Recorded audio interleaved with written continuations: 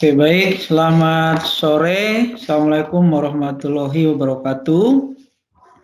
Ketemu lagi di kuliah mesin-mesin pasca panen. Hari ini pertemuan minggu kedua ya. Oke, baik. Jadi hari ini kita coba bahas atau kita coba pelajari mengenai mesin pasca panen untuk komoditas padi ya, atau mesin-mesin penggilingan padi, rice milling. Jadi ini salah satu komoditas yang memang merupakan makanan pokok bagi kita orang Indonesia dan mungkin beberapa negara lain. Jadi padi ini sudah dikenal ribuan tahun dan kita pun sudah menjadi makanan pokok yang sudah cukup lama. Dalam proses pengolahan atau pasca panen padi ini mungkin kita kelompokkan dalam dua kelompok besar. Yang pertama adalah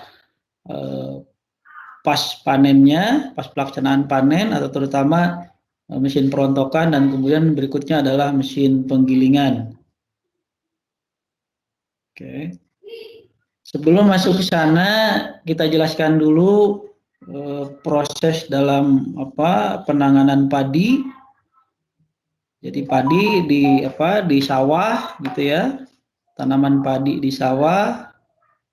Kemudian dari padi ini biasanya dipisahkan antara jerami dengan padi atau gabah.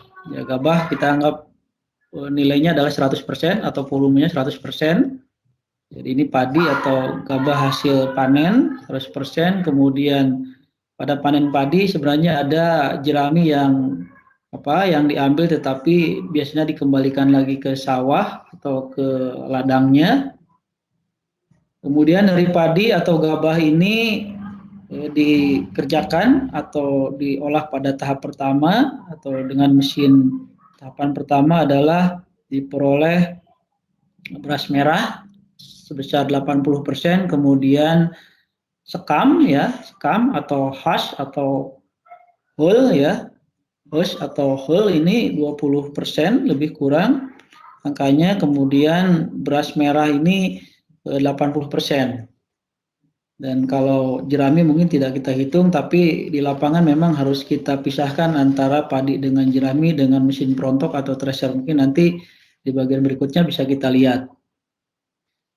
Kemudian dari beras merah atau brown rice ini bisa dijadikan menjadi beras putih atau white rice dengan komposisi perbandingannya antara beras putih diperoleh sebesar 70-72% dengan mungkin dedak ya, atau germ dan embrio, serta dedak ini volumenya lebih kurang 8% sampai 10%.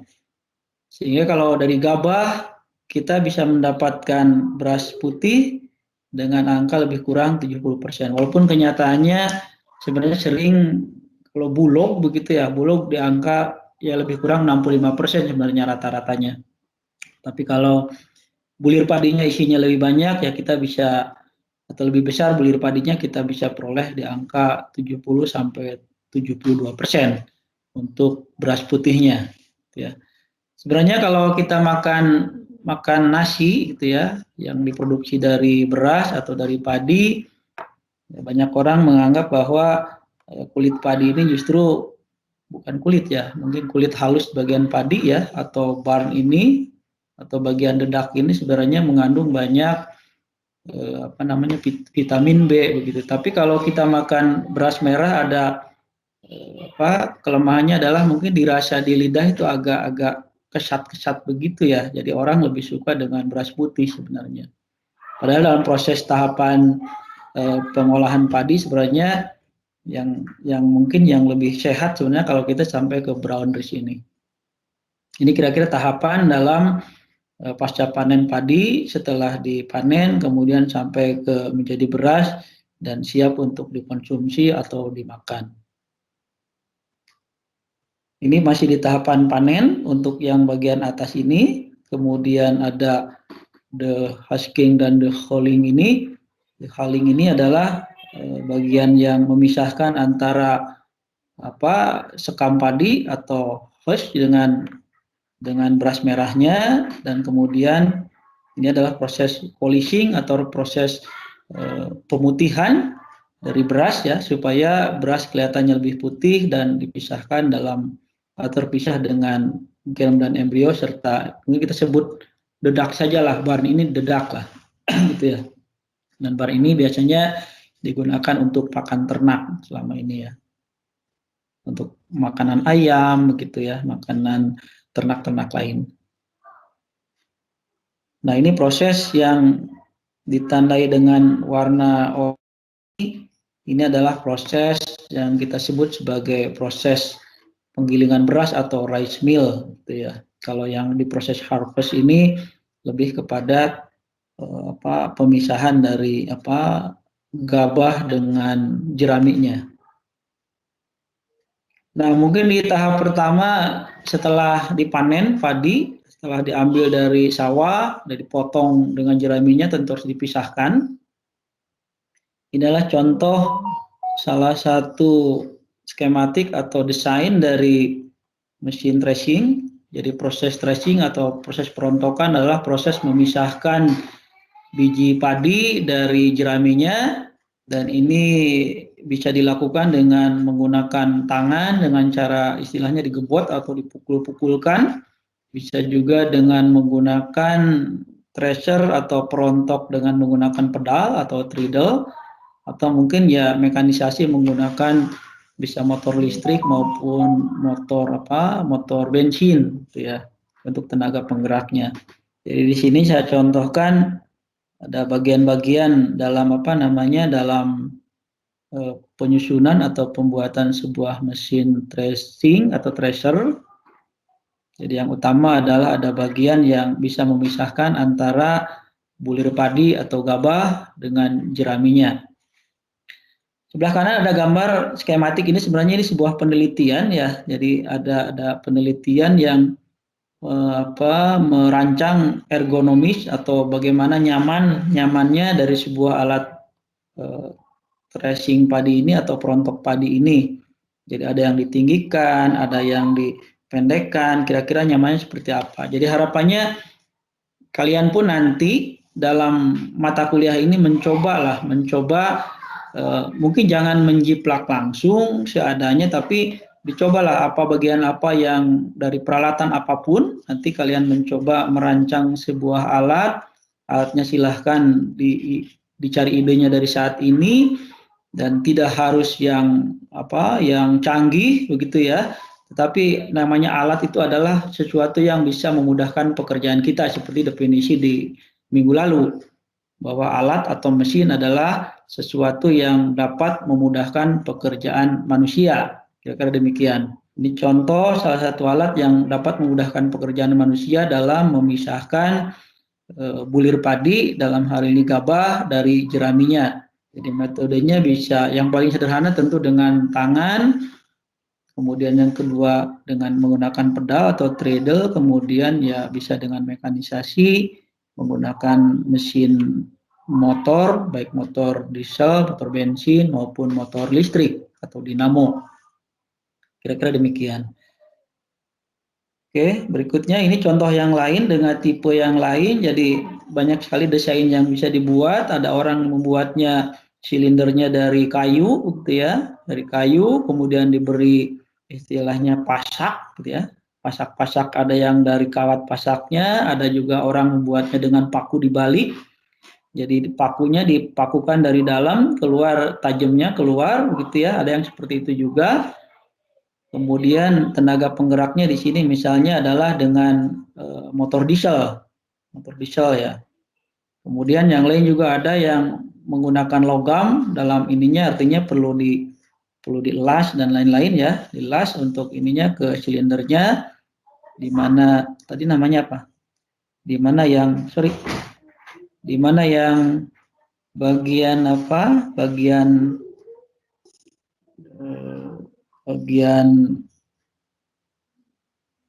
pasak-pasaknya ini, ya ini dilas ke bagian silinder dari besi, kemudian kalau ini ditancapkan kepada kayu ya silindernya. Jadi berbagai cara bisa dibuat sebenarnya dengan teknik-teknik. Secara garis besar prinsip kerjanya sama ya. Kemudian saya berikan contoh misalnya dari mesin rice threshing ini atau dari mesin perontok padi ini. Sepertinya ini ada contoh yang lain ya, yang lebih mekanisasi. Jadi lebih kondisinya tertutup, ada feed tray-nya, ini tempat memasukkan jerami yang ada padinya, kemudian sudah ada saringannya dalam bentuk concave mesh, jadi ada saringan padinya ke bawah, kemudian outlet straw-nya atau straw outletnya, jeraminya keluar melalui bagian depan, kemudian sudah ada penutupnya begitu ya, dan ini grainnya atau biji-biji padinya turun ke bawah. Ini kira-kira ada deskripsi bagian dalamnya, mungkin agak berbeda dengan yang tadi. Kalau tadi dari istilahnya apa kalau di sini peg tooth ya, peg tooth ini adalah bagian ininya. Kalau tadi menggunakan menggunakan kayu, kalau ini sudah bentuknya seperti auger atau bor begitu ya. Bentuknya seperti auger, dipasang secara melilit di sepanjang silinder. Mungkin ini kira-kira gambaran sebelah kanan ini contoh mesinnya gitu ya. Ini yang sudah lebih canggih dibandingkan dengan yang pertama tadi. Ini tidak ada penutupnya kalau ini ya. Sebenarnya tidak masalah, tidak ada penutupnya juga masih bisa bekerja. Cuma masih agak nyampur-nyampur gitu ya. Kalau tidak ada penutupnya. Kalau dengan seperti ini sudah terpisah betul-betul antara jerami dengan bijinya, karena jerami tidak akan turun ke bawah, karena di sini ada concave mesh-nya, ada semacam saringannya, sehingga jerami akan selalu terbuang ke sebelah luar dan bulir padi atau gabah akan turun ke bawah. Ini contoh beberapa mesin. Jadi kalian ya dengan melihat hal seperti ini punya ide apa, misalnya saya mau modifikasi dari alat ini ya, dengan penambahan apa misalnya gitu ya, silahkan saja nanti ya kita presentasikan lah di tahap akhir. Mesinnya silakan mesin apa saja, tidak harus mesin threshing. Jadi ide-ide liar kalian terkait sebuah mesin begitu ya. Saya punya bayangan mau membuat mesin apa, dicoba mungkin. Oke. Kemudian ini contoh misalnya ini sebenarnya pekerjaan mahasiswa ini. Jadi seorang mahasiswa ini merancang dengan menggunakan SolidWorks, ya nggak tahu kalian sepertinya tidak mendapat mata kuliah ini ya, kalau di FTI biasanya diajarkan ini. Jadi dengan program SolidWorks mungkin kita bisa mencoba merancang. Bisa kita lihat mungkin dari program ini atau dari desain ini bisa dimunculkan dalam bentuk 3 dimensinya dan seperti hidup begitu. Mungkin bisa kita coba lihatlah sama-sama.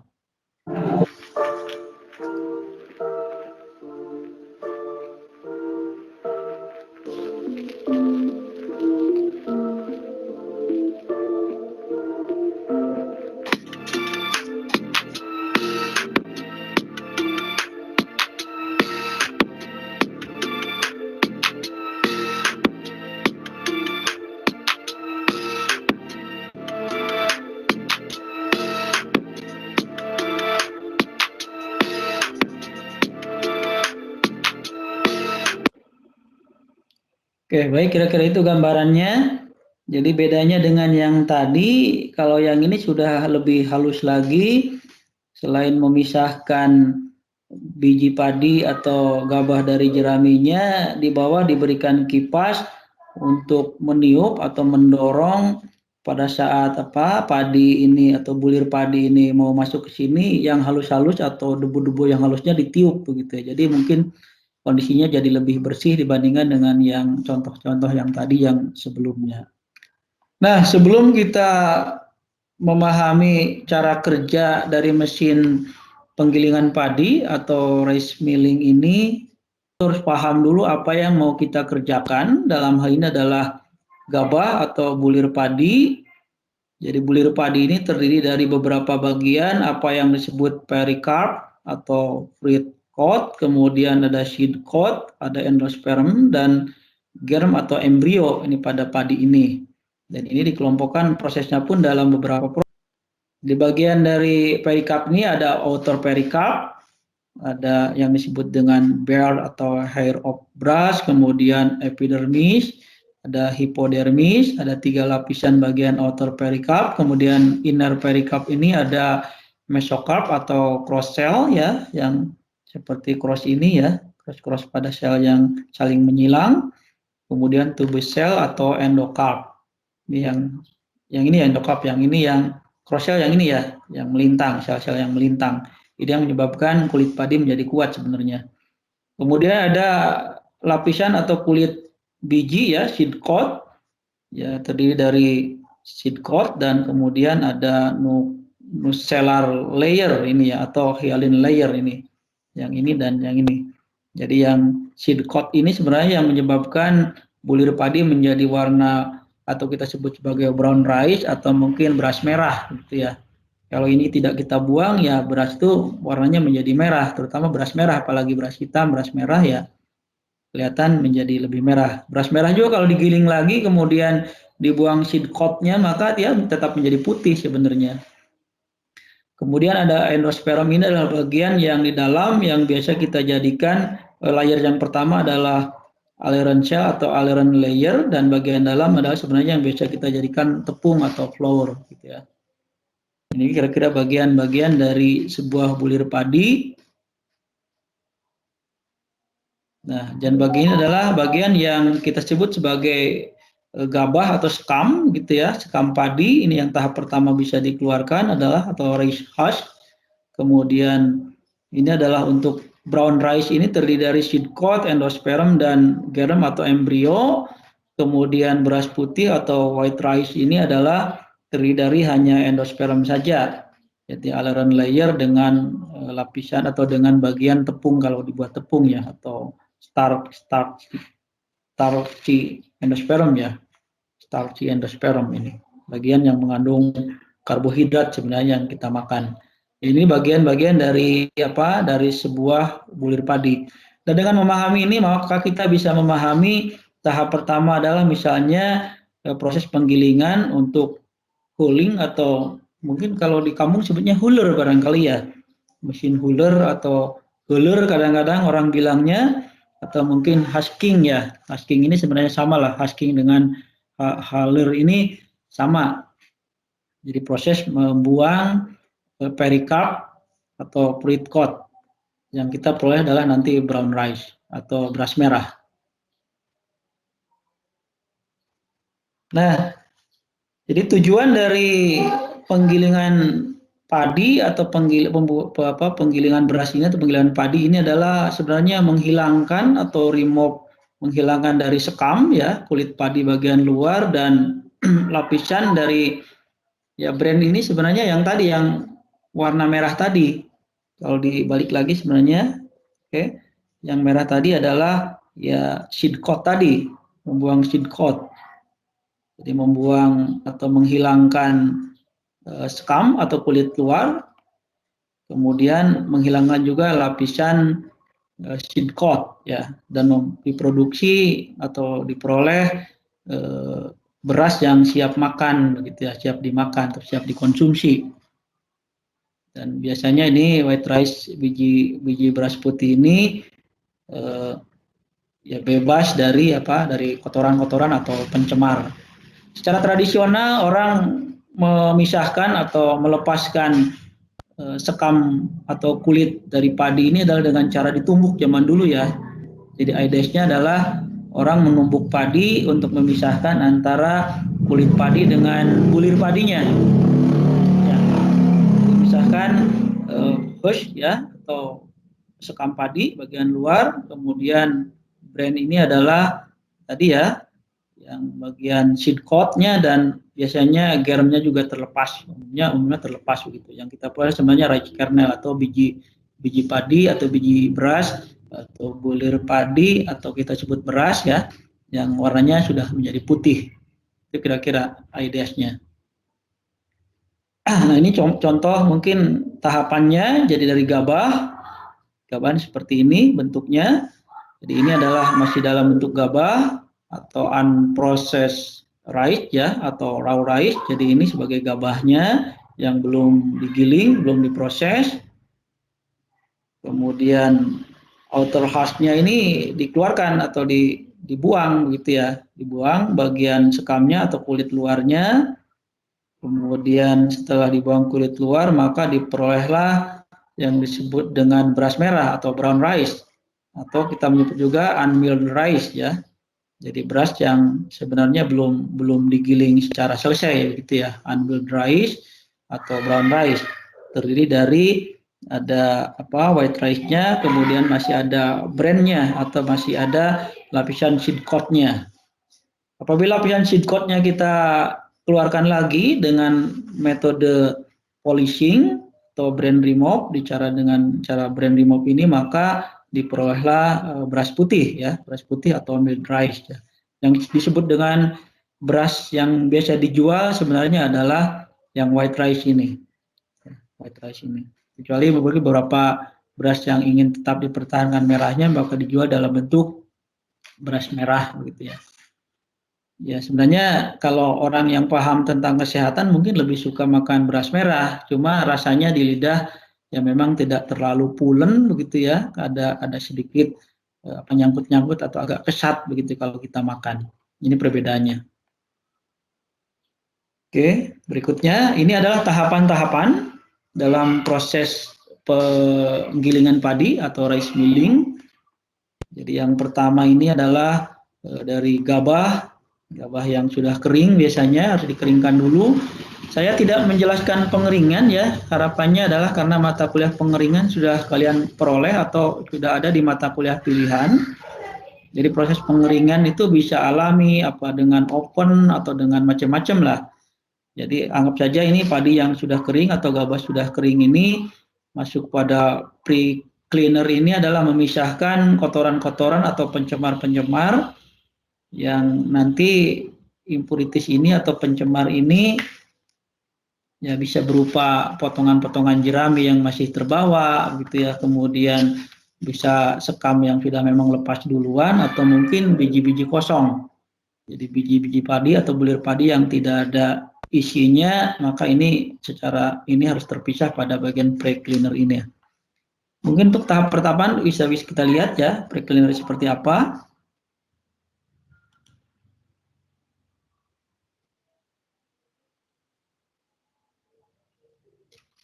Oke, mohon maaf, sepertinya agak berat.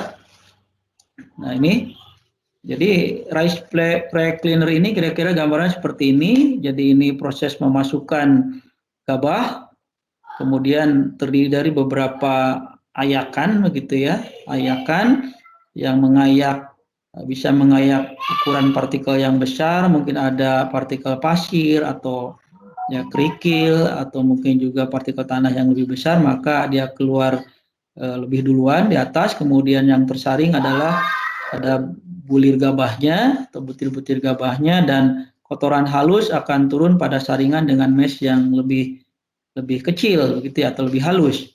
Jadi ada dua tingkat saringan yang mengeluarkan partikel besar, kemudian bagian ini adalah menahan bulir padi, dan yang D ini adalah mengeluarkan partikel-partikel kecil berupa debu atau ya potongan-potongan yang lebih kecil dari misalnya dari sekam ataupun dari batang padi yang terbawa. Ini proses pada rice pre-cleaner. Di tahap kedua adalah setelah pre-cleaner ini padi atau gabah ini masuk ke bagian yang disebut dengan roll husker sebenarnya. Jadi intinya adalah rubber roll. Jadi dua buah roll yang sisinya terbuat dari karet begitu ya. Jadi ada dua roll karet atau dua gelinding karet yang fungsinya adalah untuk memisahkan antara kulit gabah atau sekam ya dengan bulir padi. Ini bisa kita lihat ya berikutnya ya. Ini kira-kira tahapannya. Nah ini, jadi secara prinsip dari rice dehusking ini adalah memisahkan atau menghilangkan bagian dari padi dengan cara friksi atau digesekkan begitu ya, atau digerus atau digesekkan melalui proses yang disebut dehusking atau dehulling ya, dehusking atau dehulling ya. Jadi kalau di kita disebut huller, maka disebut huller karena memang prosesnya adalah proses melepaskan memisahkan kulit padi atau sekam padi ya dengan bulir padinya. Prinsipnya seperti ini. Jadi dengan melewatkan bulir padi di antara dua permukaan yang berbeda kecepatannya itu prinsipnya. Jadi berbeda kecepatannya. Yang sebelah kanan ini kecepatannya lebih tinggi dibandingkan dengan yang sebelah kiri. Jadi dengan cara memberikan putaran yang berbeda ternyata kita bisa mengelupaskan begitu ya, mengelupaskan gabah tadi menjadi sekam dan beras merah dalam kondisi masih ada seed coat-nya. Ya, jadi ini adalah sekam atau kita sebut sekam, lah hash ini disebut sekam, kemudian brandnya adalah bagian dari seed coat-nya tadi yang menyebabkan kita sebut sebagai beras merah atau brown root, dan kemudian bagian dalam adalah ya beras putihnya atau bulir padi bagian dalam. Dengan kecepatan yang berbeda ternyata bisa dikelupaskan begitu ya. Kira-kira gambaran seperti ini kalau diperbesar ya. Diperbesar seperti ini. Jadi seperti disobek begitu ya atau digesek begitu ya. Digesek kiri dan kanan dengan kecepatan yang berbeda, maka akan terlepas. Sehingga di sini perlu pengaturan jarak ini. Makanya mungkin nanti di bagian mesinnya ada mesin untuk atau bagian yang mengatur jarak kerenggangan dari roll pertama dengan roll kedua.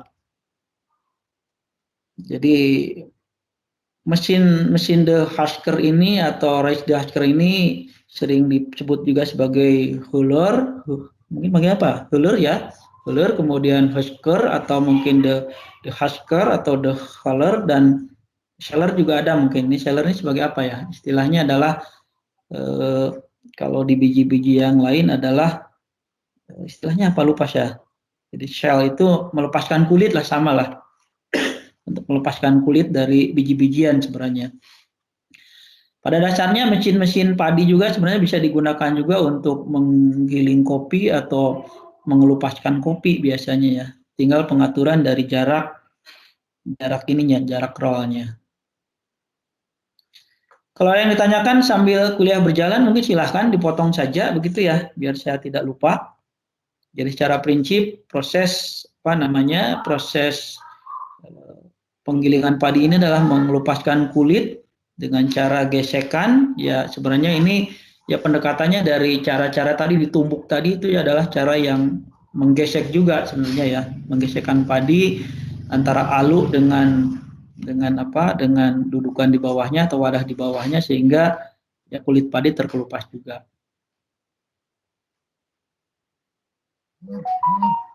Nah, proses dari mengelupaskan tadi ini, the husking ini, maka sebenarnya yang dikeluarkan tadi adalah bagian sudah jelaskan tadi ya. Jadi ini bagian brown rice ini adalah setelah produk dari proses tahap pertama the husking atau hulling tadi ya.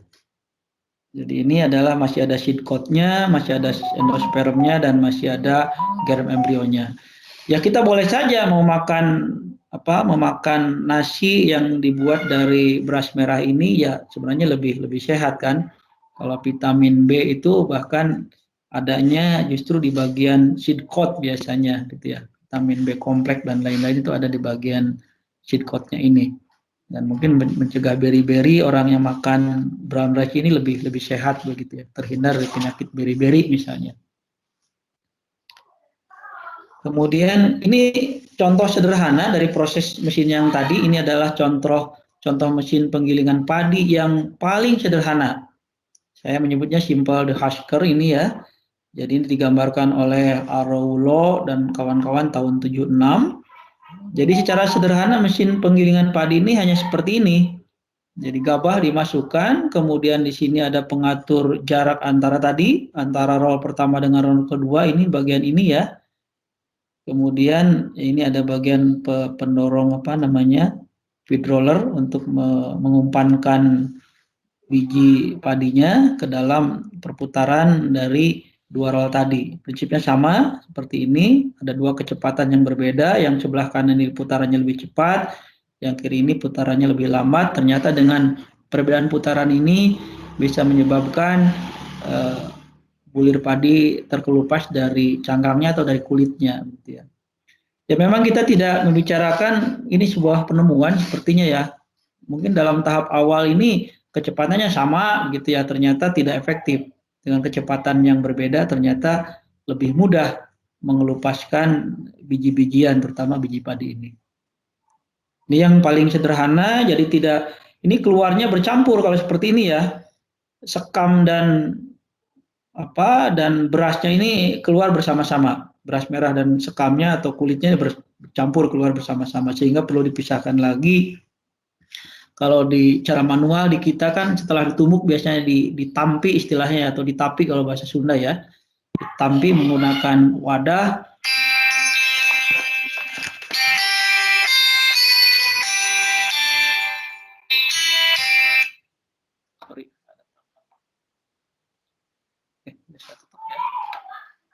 Oke, jadi kalau sudah seperti ini masih bercampur, maka harus kita pisahkan gitu ya, pisahkan ya dengan memisahkan antara sekam dan padi. Tekniknya adalah sebenarnya karena kerapatan yang berbeda atau berat jenis yang berbeda, maka dengan separator, tahap berikutnya dengan metode aspirasi bisa dipisahkan antara bulir padi dengan sekamnya.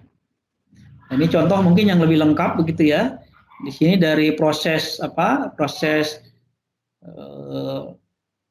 pengelupasan dari kulit padi ini sudah terpisahkan antara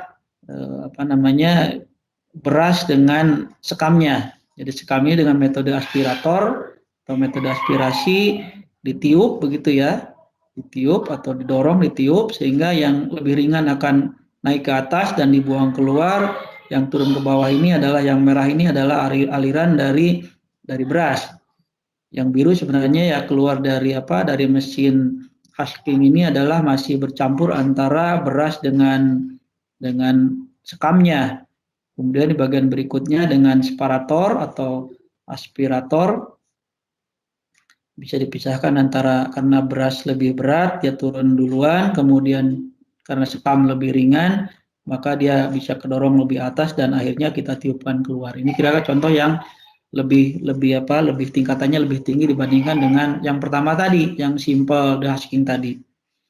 Ya di pasaran sebenarnya mesin-mesinnya sudah bertahap bahkan sampai ke mesin polishingnya menyatu dalam satu unit mesin begitu atau unit alat. Ini contoh yang sudah memisahkan antara beras merah dengan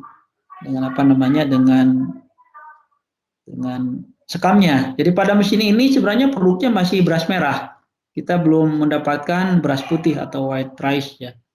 Bisa kebayang ya, mudah-mudahan ya. Bisa dipahami kira-kira apa yang saya sampaikan? Lumayan, Pak. Ya. Jadi ini pada proses yang dehusking yang seperti ini kita baru bisa memproduksi adalah masih beras merah. Beras merah keluar sini jadi masih ada seed coat-nya atau lapisan pada bijinya. Kemudian kita baru memisahkan dengan sekamnya. Oke. Jadi prinsipnya adalah sebenarnya pada mesin huller ini atau husker ini sama lah. Jadi ini hanya penamaan saja. Yang bilang huller, ada bilang husker, sama saja sebenarnya. Itu adalah mesin yang umum digunakan dalam proses penggilingan padi. Prinsipnya adalah ada roll karet, mungkin di sini ya kelihatan ya, yang merah ini luarnya sebenarnya ada karetnya warna kekuning-kuningan kiri dan kanan.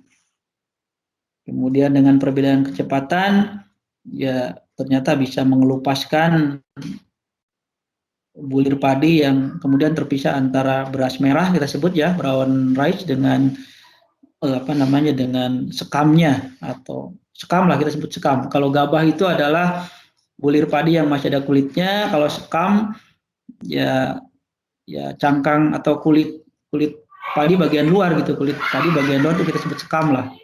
Kemudian ya yang beras merah itu masih mengandung barn tadi ya.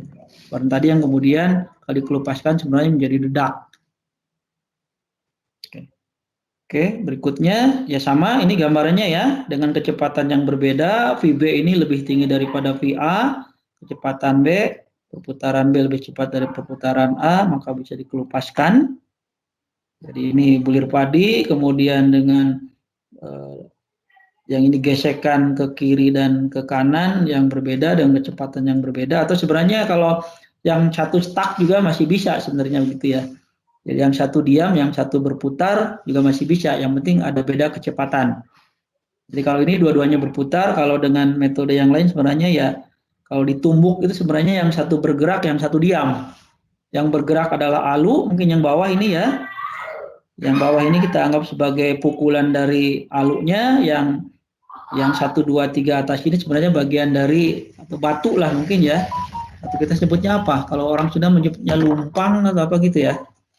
Dan ini adalah bagian yang diamnya, ini bagian yang bergerak. Ini kecepatannya kira-kira berputar secara apa namanya? Berputar secara ternyata tidak berlawanan juga ya. Ini sama berputarnya ke sini, berputar ke sini. Oh, berputarnya berlawanan sebenarnya ya. Berlawanan, berputar secara berlawanan, ini ke kiri, ini ke kanan. Jadi bersama-sama, tetapi dengan kecepatan yang berbeda maka bisa mengelupaskan.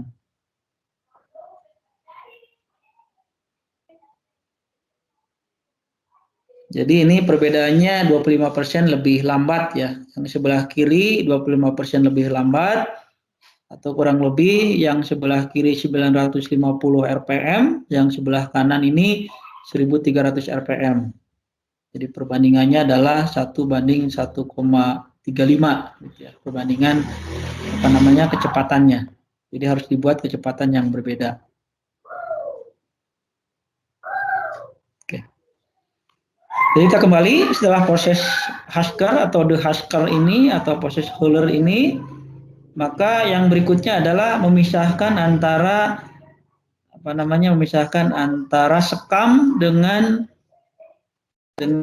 bulir padi yang kita sebut sebagai brown rice atau beras merah. Memisahkan antara beras merah dengan sekamnya.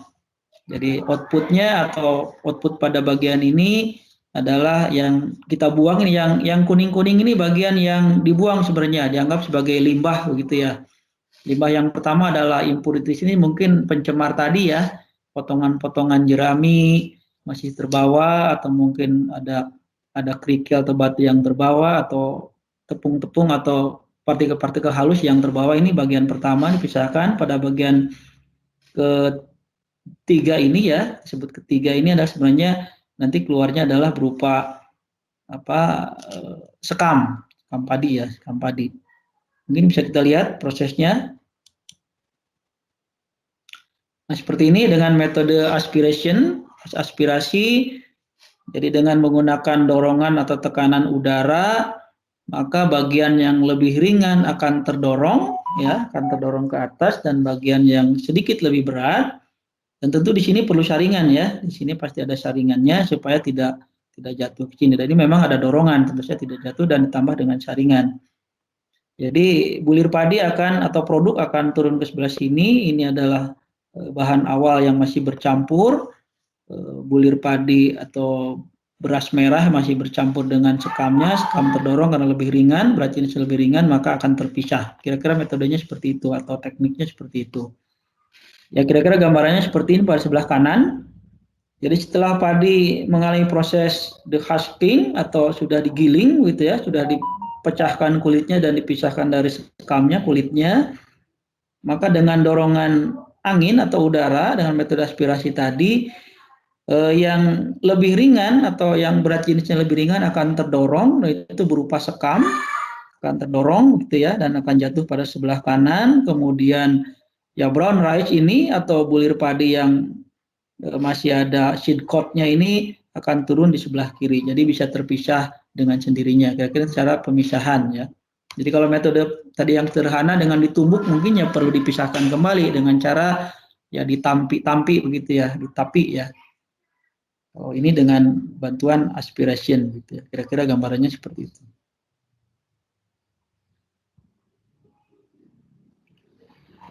Nah, setelah proses aspiration ini maka yang kita peroleh adalah nomor 3 ini adalah beras merah, beras yang masih ada kulit seed coat-nya. Ya, masih ada seed coat-nya atau warna berasnya masih berwarna merah. Ya, apakah boleh dimasak? Boleh, boleh saja. Begitu pada kondisi ini sebenarnya ya sudah bisa dimasak, tetapi tadi warnanya menjadi tidak putih, agak kecoklatan biasanya atau kemerahan. Ya. Dan kemudian di proses berikutnya adalah pedisparator. Pedisparator ini memisahkan bagian apa namanya bagian beras ya, beras merah, tetapi kadang-kadang masih terbawa berupa padi apa gitu ya, berupa gabah yang belum terkelupas, gitu ya, berupa gabah yang belum terkelupas. Kalau itu masih terjadi, maka prosesnya dikembalikan lagi ke proses nomor 4 untuk kembali lagi ke rubber roll husker ini. Jadi supaya bersih, tidak ada lagi apa namanya, tidak ada lagi beras merah yang masih ada kulit luarnya begitu ya, masih ada sekamnya. Jadi masih tidak ada gabah lagi begitu ya. Jadi pada padi.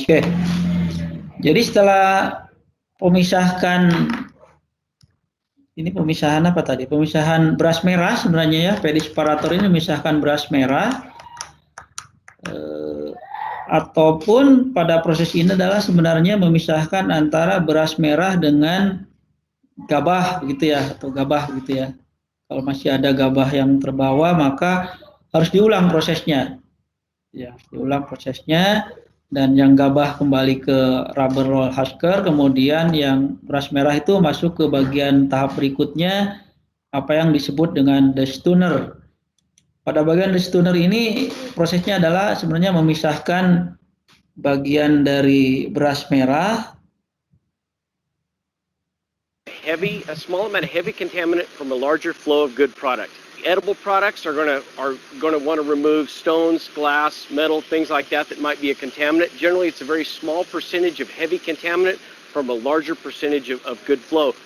It uses the same principles as gravity separation with a fluidized bed and a vibrating deck. You fluidize the bed with airflow, and you shake the bed to convey the heavy product uphill. This machine operates on a two-way separation, lights and heavies. There's no continuous grade as you would see on a gravity separation. Oke, bisa terlihat ya. Jadi material yang lebih ringan dia akan turun ke bawah. Kontaminan yang relatif lebih berat seperti mungkin kaca, ada pecahan kaca, ada kerikil atau apa, dia akan terangkat ke atas dengan metode tadi, dengan pergerakan sambil digetarkan dan sambil ditiup dari bawah. Jadi modelnya ini seperti orang kalau cara manual mungkin menggunakan apa istilahnya kalau orang Sunda tampah begitu ya, untuk melakukan menampi, memisahkan antara kadang-kadang pada beras masih ada masih ada partikel kontaminan berupa pasir dan lain-lain, itu biasanya dengan cara ditampi, dipisahkan. Yang berat akan naik ke atas dan yang lebih ringan akan turun ke bawah, biasanya seperti itu ya. Ini biasa dilakukan oleh ibu-ibu kalau mungkin di wilayah-wilayah pedesaan biasanya masih memisahkan antara kerikil-kerikil dengan ini. Kalau di kita mungkin sepertinya agak susah ya, di perkotaan sudah beli beras ya asumsinya sudah tidak ada kerikilnya begitu ya. Walaupun kadang-kadang pas lagi makan menjadi tidak enak, kena batu, pas lagi makan itu akan tersiksa sepertinya ya. Oke, itu proses destuner, menghilangkan batu-batu kecil atau ya pasir begitu ya. Dan kita sangat kesal kalau lagi makan, lagi enak-enak, tiba-tiba ada batu yang tergigit mungkin ya, batu kecil yang tergigit, ya bikin kesal banget begitu ya. Oke, kemudian bagian berikutnya adalah masuk ke tahap nomor 6. Setelah destuner setelah destuner kemudian ya masuk ke proses pemutihan sebenarnya ya, memisahkan antara seed coat atau ya lapisan beras merah supaya menjadi beras putih dengan cara di friction lagi ya. Jadi semacam digerus lagi begitu ya. Jadi output yang keluarnya adalah berupa yang bagian D ini yang disebut dengan brand, dan saya menyebutnya mungkin dedak saja lah. Jadi ini bagian D ini adalah brand, ini adalah kita sebut sebagai dedak. Sebenarnya itu adalah kulit disebut juga kulit ari mungkin ya, kulit ari dari padi atau seed coat yang warnanya ya kecoklatan atau bisa merah begitu ya, atau kadang kalau beras hitam ya hitam. Dan kalau beras merah yang biasa dijual kemudian kita giling terus atau kita friction terus atau kita dengan whitener, maka sebenarnya menjadi putih. Jadi merahnya keluar, padahal itu ya mungkin lebih banyak kandungan gizi katanya ya, vitamin B-nya sebenarnya lebih banyak di sana pada kulit ari dari beras tersebut ya. Jadi pada bagian dedak ini sebenarnya ya diberikan ke ternak, ternaknya menjadi sehat begitu ya, vitamin B-nya banyak. Dengan metode abrasive whitener dan sedikit berbeda dengan proses rubber roll husker, metodenya begitu ya. Ini sepertinya prinsipnya sama, digesek juga supaya terlepas bagian kulitnya. Mungkin bisa kita lihat sama-sama. Nah, ini dengan bahan yang sifatnya abrasif begitu ya, permukaan yang abrasif, dan ini bagian kulit brand layer ini atau seed coat tadi bisa terkelupas gitu ya. Jadi harus dengan permukaan yang abrasif. Ya. Jadi prinsipnya rice polishing ini atau proses polishing ini didefinisikan sebagai transformasi dari beras merah menjadi beras putih, dan kadang-kadang disebut juga sebagai refining. Refining atau polishing ini sama ya, rice polishing dengan refining istilah yang sama, memisahkan atau membuat dari beras merah menjadi beras putih. Dalam terminologi secara mekanis ini adalah mengeluarkan atau melepaskan lapisan brand atau tadi seed coat tadi ya, dan dengan smoothing nih untuk proses penghalusan begitu ya, dan dengan cara diputar begitu ya. Jadi dikupas bagian bagian layer brand layernya ini dengan menggunakan proses abrasi atau gesekan begitu ya. Atau abrasi apa? Abrasi ini lebih kepada penggerusan dengan cara digerus begitu ya. Proses penggerusan. Mungkin berikutnya bisa kita lihat. Nah, ini pada tahap akhir adalah yang kita peroleh untuk white rice ini hanya tinggal endospermnya aja. Yang ini germnya juga sudah terlepas, kemudian seed coat-nya juga sudah dilepas. Yang lebih hanya tinggal adalah sebenarnya bahan flour-nya saja kalau kita giling kemudian menjadi tepung. Nah, prosesnya kira-kira seperti ini untuk yang proses mendatar gitu ya, untuk rice polisher ini. Jadi ada bagian yang mesh-nya mungkin ya, perforated steel cylinder yang ada mesh-nya atau ada lubang-lubangnya, ada lubang perforasinya.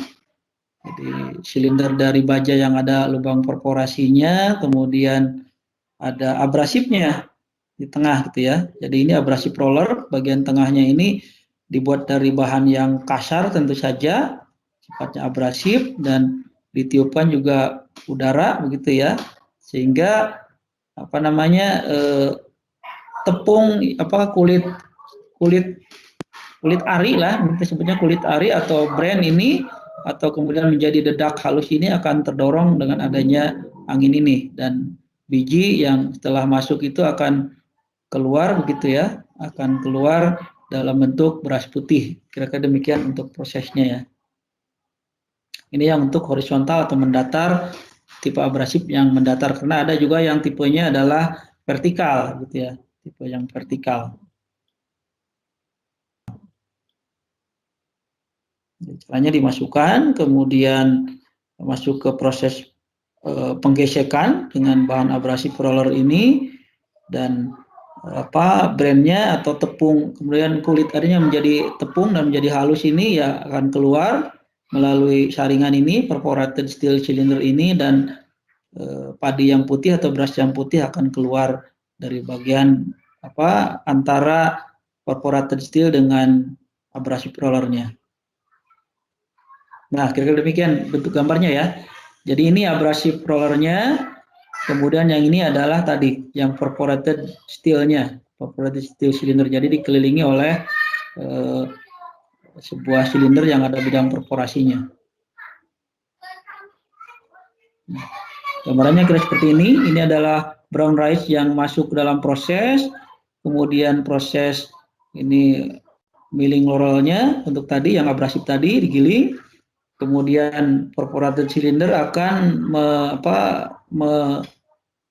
istilahnya apa? Mengayak begitu ya, mengayak dari seed coat atau brand yang sudah hancur sebenarnya. Jadi dia akan keluar.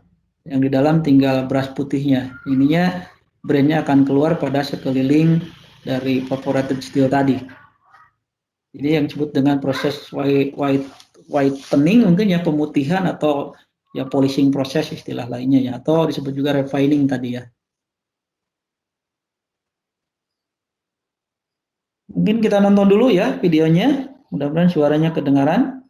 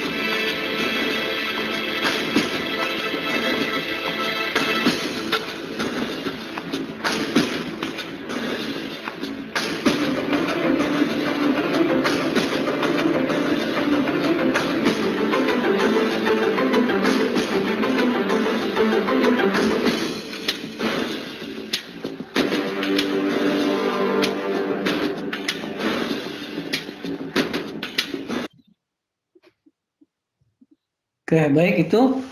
Cuma saya lupa tadi ada suaranya enggak ya? Musiknya enggak? Ada, Pak. Ada, Ya, Pak. ya. Musiknya, Pak. Saya takut lupa ini tuh, lupa setting tadi. Oke. Jadi itu cara prinsip ya, prinsip kerja dari mesin polisher ini, polisher beras ini, beras merah. Kita polisher supaya menjadi beras putih untuk memisahkan antara beras putih dengan barnya atau dengan dedaknya gitu, atau kulit ariknya ya, atau seed coat-nya. Oke. Ini contoh yang lain mungkin ya. Oke. 然后旋转180度， Nah, ini 此 bagian 处呢，定 yang 位螺钉卡在这儿， abrasifnya. 筛子不会往这边来回跑，然后另一半可以再装上去。 Bagian abrasifnya ini sebelah sini ya. Kemudian tadi perforated steel silindernya adalah yang bagian atasnya. Ini yang model lain adalah vertical rise polisher. Jadi prinsipnya sama, tetapi posisinya adalah berdiri, gitu ya. Intinya sama, ada perforated steel silindernya, kemudian ada bagian yang abrasifnya. Cuma posisinya aja yang dibuat menjadi vertikal, begitu ya. Prinsipnya sama dengan yang tadi. Jadi diputar, ya, beras merahnya masuk, kemudian mengalami proses abrasi, sini ya, abrasi, kemudian ya akan terpisah.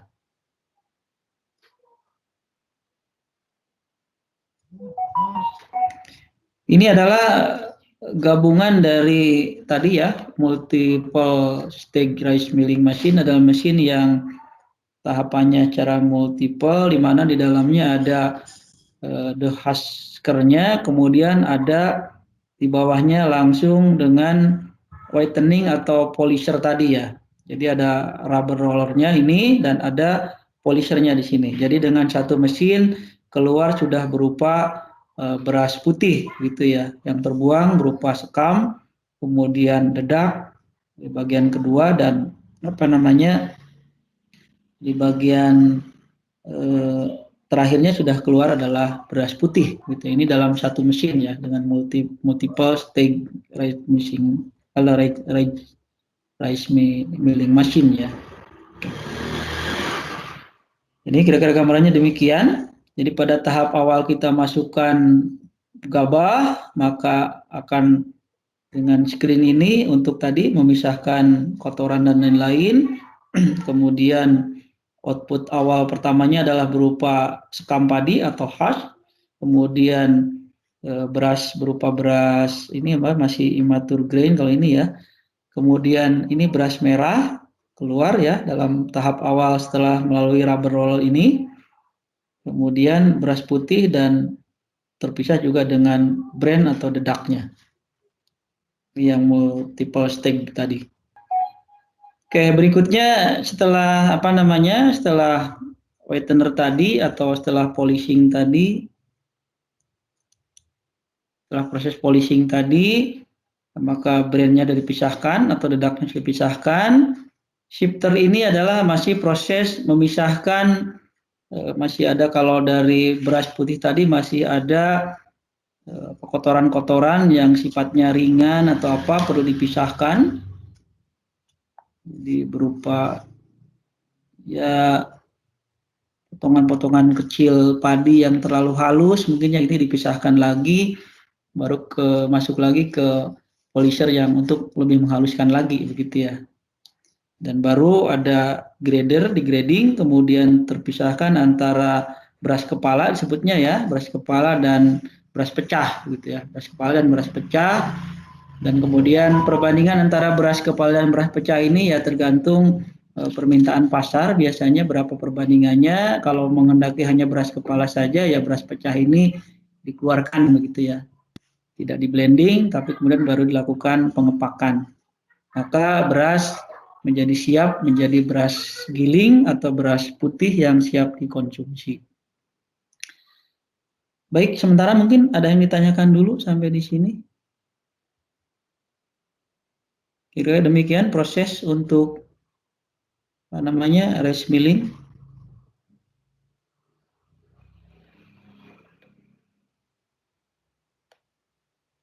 Sebenarnya ada beberapa video di sini ya, tapi intinya yang video-video ini hampir sama. Yang sebelah kanan ini kita lanjutkan saja. Nah, pada proses rice milling ini secara garis besar kira-kira ada tahapan-tahapan tadi ya. Ada pre-cleaning, ini adalah menghilangkan semua pencemar atau kotoran ya, dan biji-biji yang tidak ada isinya dari gabah. Kemudian proses husking ini adalah melepaskan atau menghilangkan sekam atau kulit padi, kulit bagian luar dari gabah tadi. Kemudian ada husk aspiration, ini adalah memisahkan memisahkan sekam ya dari beras merah atau mungkin dari padi yang belum tergiling tadi ya, padi yang belum tergiling, jadi masih berupa gabah ini. Kemudian ada pedisperation, ini adalah memisahkan bagian padi yang tidak tergiling atau masih berupa gabah dari brown rice ya, atau dari beras merahnya. Kemudian destoning ini memisahkan partikel-partikel pasir ya dari brown rice. Kemudian whitening ini adalah menghilangkan bagian dari bran layer atau seed coat atau kulit ari dari beras merah, dan juga germ ini adalah bagian sebenarnya bakal biji begitu kalau pada padi ya, menjadi dari brown rice-nya atau dari beras merahnya. Kemudian polishing ini memproses pemutihan atau menghaluskan atau whitening tadi ya, atau refining tadi adalah meningkatkan kualitas dari beras putih supaya lebih putih lagi sebenarnya ini ya, dari partikel-partikel yang ada dipolis lagi dan menjadi lebih lebih mengkilat begitu ya. Kemudian shifting ini adalah masih memisahkan pencemar yang sangat-sangat halus dari beras yang sudah tergiling tadi atau dari beras putih tadi. Kemudian ada pemisahan grading untuk panjang ya, untuk memisahkan antara beras kepala dengan beras pecah. Dan kemudian blending ini masih mencampurkan tergantung persentase yang diminta biasanya. Beras kepalanya berapa persen, beras pecahnya berapa persen, begitu ya, dicampurkan kembali, dan biasanya sih jarang yang hanya beras kepala saja. Mungkin harganya akan lebih mahal gitu ya. Kemudian baru penimbangan dan pengepakan. Secara mikroskopi gambaran dari beras kira-kira seperti ini pada posisi berupa gabah begitu ya, atau paddy rice.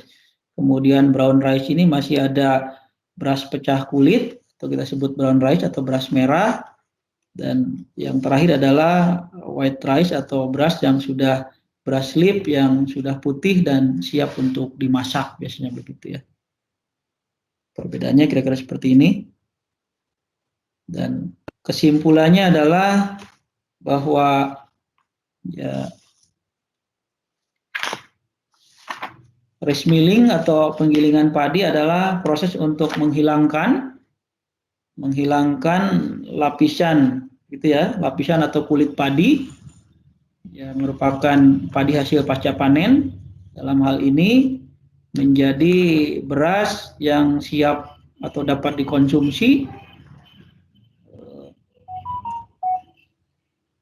baik beras merah maupun beras putih. Ya tergantung ya, mungkin kesukaan barangkali, kalau maunya beras merah dimasak boleh saja, atau beras putih dimasak juga boleh saja. Kemudian kegiatan utamanya dari rice milling ini atau penggilingan padi ini terdiri dari yang pertama adalah dehusking tadi atau dehulling tadi, kemudian sparating dan polishing. Ada 3 tahapan utamanya, dehusking, kemudian sparating dan polishing. Kemudian dari hasil rice milling ini atau proses penggilingan padi ini adalah berupa bisa beras putih atau beras merah, kemudian ada sekam dan dedak lah saya menyebutnya ya. Dedak ini sebenarnya kulit ari dari padi tadi, dari beras tadi ya. Kemudian yang masing-masing sebenarnya dapat diolah kembali menjadi sesuatu yang lebih bermanfaat. Jadi kalau selama ini kan orang memanfaatkan dedak misalnya untuk pakan ternak, kemudian kalau sekamnya mungkin untuk hal-hal tertentu, bisa juga dijadikan kompos untuk composting, atau kadang-kadang juga kalau peternakan ayam biasanya untuk alas begitu ya, atau mungkin untuk pupuk lainnya. Kira-kira demikian ya yang bisa saya sampaikan. Sebenarnya ada video-video tapi terlalu panjang lah.